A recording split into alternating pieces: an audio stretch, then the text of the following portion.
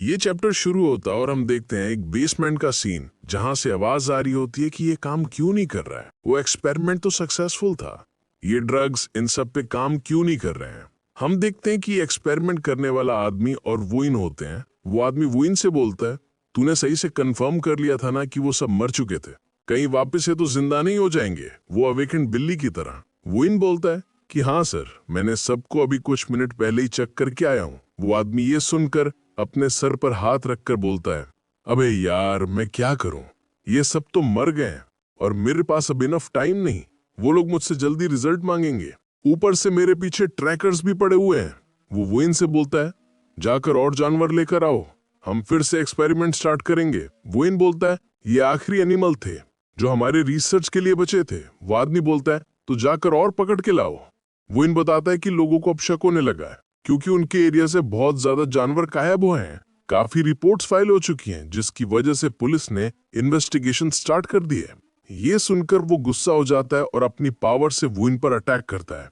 Attack की वजह से उसके चेहरे से खून निकलने लगता है। वो आदमी बोलता है, तुझे क्या लगता है तू किससे बहस कर रहा है? अगर ये एरिया में रिस्क है तो दूसरे एरिया पर जाकर पकड़। क्या मुझे तुझे हर चीज डिटेल में समझानी पड़ेगी? वो आदमी जाते हुए अपने मन में बोलता है, मुझे इस एक्सपेरिमेंट पर लीड पाने के लिए काफी मेहनत लगी है, मैं इसे ऐसे ही नहीं जाने दूंगा। फिर सीन चेंज होता है और हम देखते हैं जीवू सोया होता है और केडन अपनी पावर रिकवर करने की ट्राई कर रहा होता है। वो बोलता है, ये मुझे पागल कर देगा, मेरी स्ट्रेंथ बिल्कुल वापस नहीं आ रही है। क्या ट्रांसफॉर्म होने की वजह से मेरी एनर्जी काफी कम है, या फिर मैंने जो पावर्स जीवू को दी थी उसकी वजह से मेरी स्ट्रेंथ वापस नहीं आ रही? लेकिन खैर, मैं वो सिचुएशन में और कुछ भी नहीं कर सकता था। अगर मैं इस बच्चे की हेल्प नहीं करता तो नहीं पता इसके साथ क्या होता। वैसे भी वो कमीना आदमी बाद में जरूर मुसीबत खड़ी करेगा। अगर उसके अंदर इतनी हिम्मत है कि वो ऐसी एक्सपेरिमेंट ट्राई कर सकता है जो कि अवेकन लोगों में स्ट्रिक्टली इलीगल है, तो फिर वो काफी खतरनाक इंसान है। अगर हम लकी हुए तो शायद अपने आप को बचाने के लिए वो भाग जाए, लेकिन अगर ऐसा नहीं हुआ तो जीवू काफी बड़े खतरे में है। तभी हम देखते हैं कि जीवू को नाइटमेयर आने लगते हैं। ये देखकर केडन बोलता है, शायद इसके साथ इतने वक्त में जो चीजें हुई हैं, अवेकन के बारे में पता चलना और उनसे लड़ना, शायद उसकी वजह से इसको नाइटमेयर आ रहे हैं। तभी जीवू नींद में बोलता है, केडन मैं सांस नहीं ले पा रहा हूँ, ऐसा लग रहा है कि मुझे ऊपर कोई प्रेस कर रहा है। ये सुनकर केडन थोड़ा एम्बेरस्ड हो जाता है और बोलता है, मैं इसके ऊपर कैसे चढ़ गया था? जीवू उठने के बाद डरते हुए बोलता है, मुझे काफी खतरनाक नाइटमेयर आया था, ऐसा लग रहा था कि जैसे कोई मेरा गला दबा रहा हो, जिसकी वजह से मैं सांस नहीं ले पा रहा था। केडन दिमाग में बोलता है, हरामी मैंने कब तेरा गला दबाया? जीवू बोलता है, मुझे लग रहा है कि शायद अभी कुछ दिनों में जो चीजें हुई हैं उसकी वजह से मुझे ऐसे नाइटमेयर आ रहे हैं। केडन बोलता है, चलो इससे ये तो समझ आ रहा है कि तू मेरी बात सुन रहा था, कि तू अभी किस मुसीबत में है। जीवू बोलता है, आपका शुक्रिया मेरी चिंता करने के लिए। मुझे मालूम है कि मुझे बुरा फील करना चाहिए कि मैं आपको चिंता में डाल रहा हूँ, लेकिन मुझे ये कहीं ना कहीं खुशी भी दे रहा है कि आप मेरी चिंता कर रहे हो। ये सुनकर तो केडन बिल्कुल शर्मा जाता है और चिल्लाते हुए बोलता है, किसने कहा हरामी कि मैं तेरी चिंता कर रहा हूँ?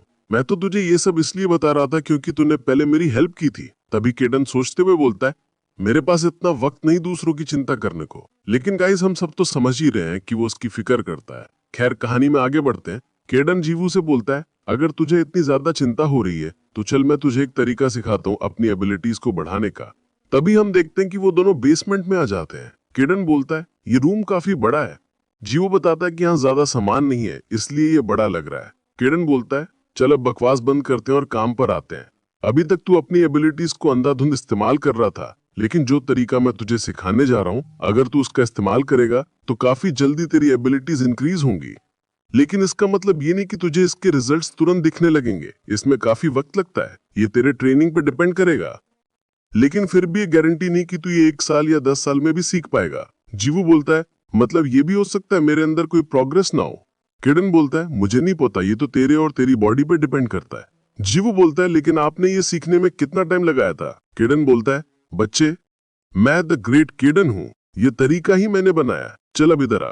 केडन उसके चेस्ट में हाथ रखता है। इतने में जीवू बोलता है, ये तो वैसा ही है जैसा आपने पहले किया था। केडन बोलता है, हमारे अवेकेंड एबिलिटीज के जो रूट्स होते हैं वो हार्ट में होते हैं। जब भी तेरा दिल पंप होगा, तेरा ब्लड अवेकेंड एनर्जी को तेरे पूरी बॉडी में पहुंचा देगा।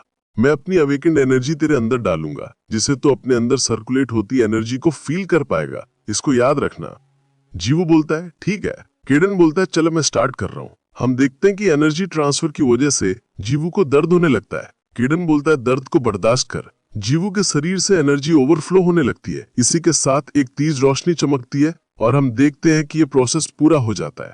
केडन बोलता है शायद अभी के लिए मुश्किल होगा, लेकिन अगर ऐसे ही तो कुछ महीने तक करते रहेगा तो शायद सीख जाएगा। इतने में ही जीवू बोलता है केडन, ये तो वही चीज है ना जिससे आप परफॉर्म कर रहे थे। मैं तो आपकी तरह अपनी एनर्जी को मूव कर पा रहा हूँ। केडन ये देखकर हैरान हो जाता है और बोलता है ये अभी मूव कैसे कर पा रहा है। नेक्स्ट सीन में हम देखते हैं कि जीवू बैठकर एनर्जी को गैदर कर रहा होता है। ये देखकर केडन अपने दिमाग में बोलता है मैंने अपनी एनर्जी को इस तरीके से इसके अंदर डाला था कि अपने अंदर हिडन एनर्जी को फील कर पाए, लेकिन जो मैं देख रहा हूँ वो मेरे लिए विश्वास करना थोड़ा मुश्किल है। इसने अपनी एनर्जी को मूव करना तो सीखा ही, प्लस एनर्जी को हार्ट में गैदर करना भी सीख रहा है, वो भी सिर्फ कुछ घंटों में। तभी जीवू बोलता है मैं वैसा ही कर रहा हूँ जैसा आपने बताया था, लेकिन क्या सच में एनर्जी मेरे हार्ट के पास गैदर हो रही है? मैं ये समझ नहीं पा रहा हूँ। केडन बोलता है अगर सब कुछ इतना आसान होता तो मैं तुझे बोलता ही नहीं कि ये काफी मुश्किल होगा। वैसे भी तू काफी ज्यादा जल्दी सीख रहा है। जीवू बोलता है अच्छा ऐसा है क्या, लेकिन फिर भी मैं अभी एनर्जी फील कर पा रहा हूँ। मुझे विश्वास नहीं हो रहा, मुझे तो ऐसा लग रहा था कि मेरे पास कोई टैलेंट नहीं है। इतने में ही उसका अलार्म बज जाता है जिसमें 8 बज चुके होता है। वो बोलता है अबे यार मैं वापस लेट हो गया, इतना टाइम कब निकल गया। शिट यार मैं तो खाना देना भी भूल गया। वो ऐसे ही जल्दी जल्दी काम करके जाते हुए बोलता है ठीक है मैं जा रहा हूँ, वो तीनों बिल्लियों के लिए मैं खाना बाहर बैकयार्ड में रख दूंगा। ये देखकर केडन बोलता है ये हमेशा ध्यान रखता है कि बिल्लियां खाना खाएं, लेकिन कभी खुद के बारे में नहीं सोचता। इसको ऐसा लग रहा है कि इसके अंदर कोई टैलेंट नहीं है, लेकिन वो अपने हार्ट में एनर्जी को गैदर कर पा रहा है। बस फर्क इतना है कि उसकी एनर्जी अभी वीक है थोड़ी, जिसकी वजह से वो फील नहीं कर पा रहा है। वैसे भी मैंने आज तक किसी इंसान को इतना जल्दी प्रोग्रेस करते हुए नहीं देखा है। लेकिन एक सेकंड, क्या मेरा मेथड इतना इफेक्टिव है? अगर मैं सोचूं तो मैंने आज तक ये किसी और पे ट्राई नहीं किया है। शायद मैं करता तो दूसरे लोग भी जीवू की तरह फास्ट प्रोग्रेस कर पाते। बस यही बात है, मैंने ही जीवू को इतनी तेज सीखने में हेल्प किया है। इसका मतलब जीवू कोई जीनियस नहीं है, वो मैं हूं जो कि एक्स्ट्रा ऑर्डिनरी है। हा हा हा। सीन चेंज होता है और हम देखते हैं जीवू को जो कि वापस क्लास में सो गया होता है। उसका टीचर बोलता है तुम्हें हुआ क्या? आजकल तुम हमेशा क्लास में सोए रहते हो, लेकिन मैं तुम्हें कुछ बोल भी नहीं सकता क्योंकि तुम काफी अच्छे स्टूडेंट हो। तभी उसका टीचर सबसे पूछता है क्या कोई जानता है कि वुइन आज स्कूल क्यों नहीं आया? क्या उसका कोई दोस्त है जो कि जानता हो या उसको कांटेक्ट कर सके? ये सुनकर जीवू वुइन की बेंच की तरफ देखकर बोलता है तो वो आज स्कूल नहीं आया। सीन होता है और हम जीवू को देखते हैं जो कि रास्ते में जाते हुए सोच रहा होता है केडन मेरा इंतजार कर रहे होंगे, मुझे जल्दी जाना चाहिए। क्या उन्होंने खाना खाया होगा कि नहीं? इतने में वो कुछ देखकर रुक जाता है। हम देखते हैं कि वुइन को कुछ लड़के परेशान कर रहे होते हैं। ये देखकर जीवू उसको आवाज लगाता है वुइन तुम क्या कर रहे हो वहां? वो लड़के बोलता है तू कौन है बे, चल यहाँ से निकल। जीवू बोलता है लेकिन मैं ऐसा नहीं कर सकता, वो लड़का मेरा क्लासमेट है। ये सुनकर तो वो लड़के हैरान हो जाते हैं। उनमें से एक लड़का जीवू को मारते हुए बोलता है तू कर क्या लेगा बे चूतिया? हम देखते हैं कि जीवू उसका अटैक डॉज कर लेता है। वो लड़का बोलता है ये हरामी ने डॉज कैसे कर लिया? वो अटैक करते जा रहा था, जीवू डॉज करते जा रहा था जैसे कि उसके लिए कोई बड़ी बात ना हो। जीवू बोलता है हमें रुक जाना चाहिए, लोग हम ही देख रहे हैं। उनमें से व्हाइट हेयर वाला लड़का बोलता है तुम लोग मुझे शर्मिंदा कर रहे हो, इसको यहाँ से जाने दो। वो वहां से जाने लगता है, लेकिन जाते जाते वो उससे कहता है तू वही ना जो कैट्स को खाना खिलाता है, अपने आसपास सबसे ध्यान रखना, अगर तू मुझे दोबारा दिखा तो मैं तुझे नहीं छोड़ूंगा। तभी जीवू वुइन से पूछता है क्या तुम ठीक हो? लेकिन वुइन बिना कुछ बोले वहां से जाने लगता है। लेकिन जीवू उसका पीछा करते हुए उसके साथ चलने लगता है और बोलता है तुम आज स्कूल क्यों नहीं आए थे? टीचर तुम्हारे बारे में पूछ रहे थे, मैंने देखा तुम्हारे पास काफी सारा जानवरों का फूड है, क्या तुम्हारे पास भी कैट या डॉग है? मेरे पास तो सिर्फ कैट्स हैं। लेकिन वुइन तो सिग्मा मेल बना हुआ था, उसने उसके किसी भी सवाल का जवाब नहीं दिया। हम फिर देखते हैं कि जीवू घर आ जाता है। वो कैट्स को देखकर बोलता है केडन कहाँ पर है? क्या वो ऊपर है? केडन आप कहाँ हो? वो सब जगह ढूंढता है लेकिन उसको केडन नहीं मिलता है। वो ये सोचकर उदास होने लगता है कि शायद केडन चला गया है, वो भी बिना गुड बाय बोले। जीवू चिल्लाकर बोलता है केडन तुम काफी मतलबी पत्थर दिल के निकले, तुम कैसे मुझे बिना गुड बाय कहे जा सकते हो? मैंने आपसे कहा था जब तक आप ठीक ना हो जाओ आप यहीं रहना, लेकिन अगर आपको कोई इमरजेंसी भी थी तो बिना गुड बाय बोले कैसे जा सकते हो?